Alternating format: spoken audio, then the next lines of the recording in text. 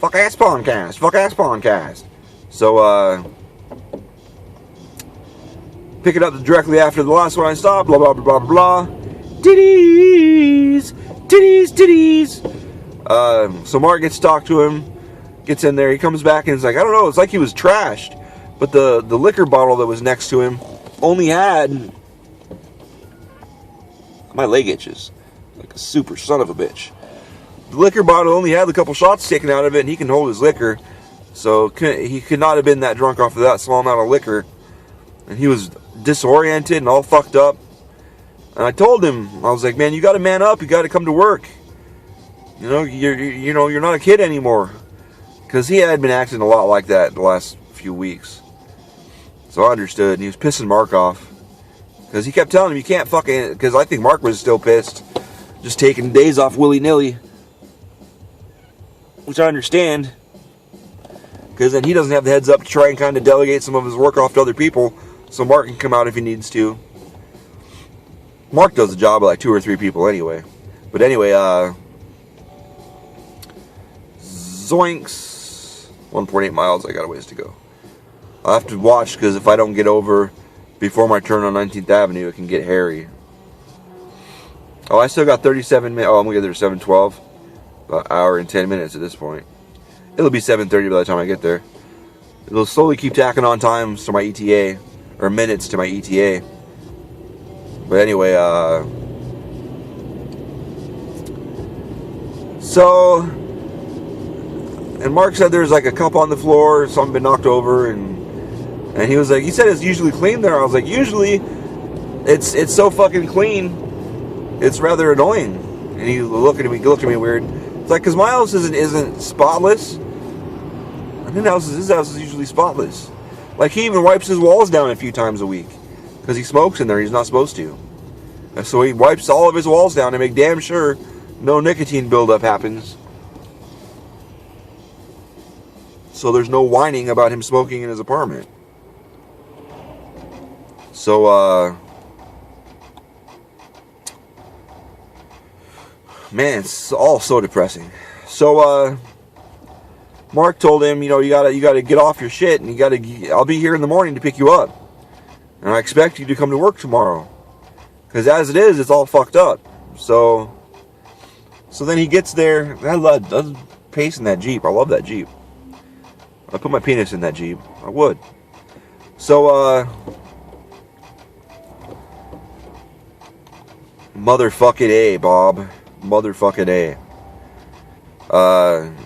So Mark goes down there the next morning, and he's in the exact same condition. Like he hasn't even moved.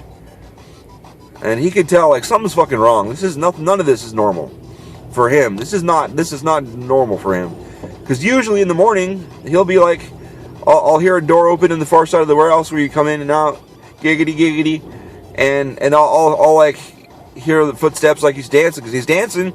He's like dancing down the aisle, and woo, and listen, has headphones in, listening to the good stuff from the 70s. In the 80s. So, none of this was like him. So, Mark was like, listen, I'm going to call an ambulance. Because you need checked out right now.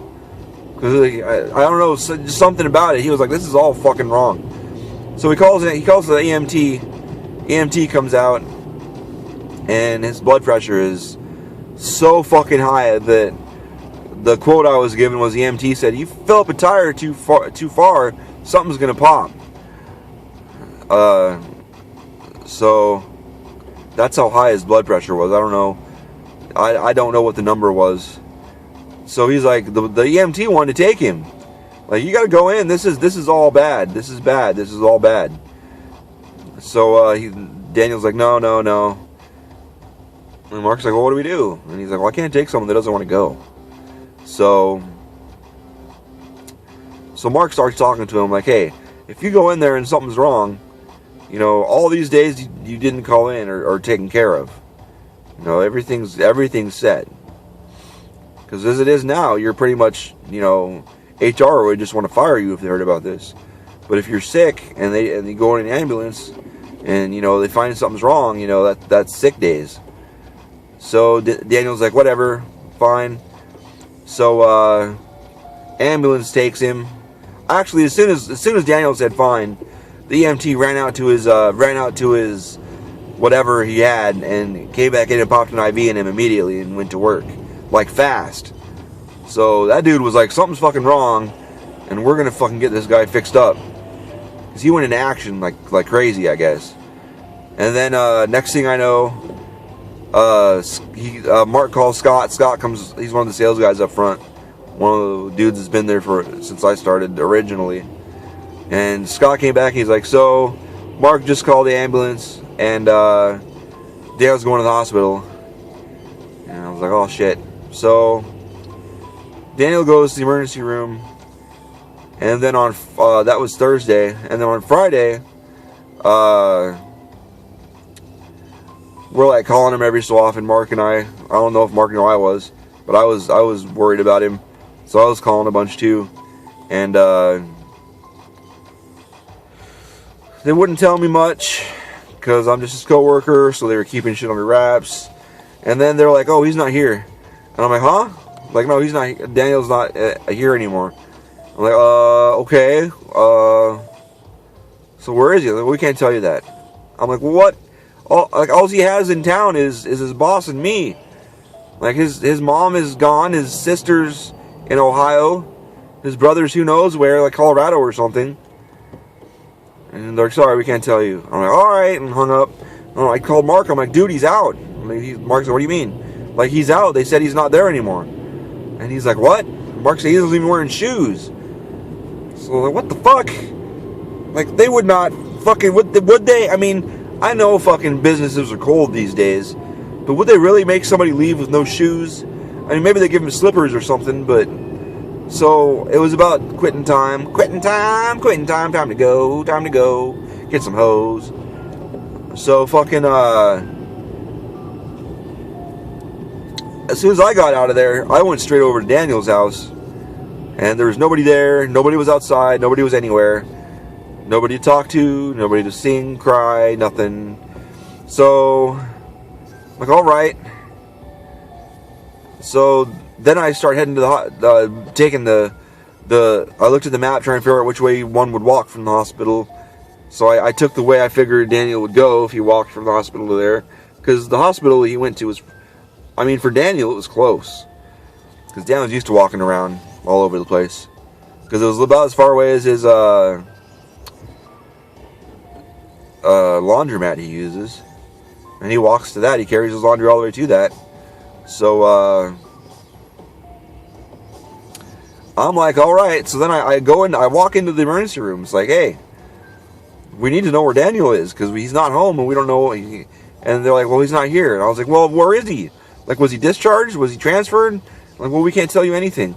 Oh, well, what the fuck kind of shit? I know HIPAA fucking, but Jesus, you can't even tell me where the fuck he is?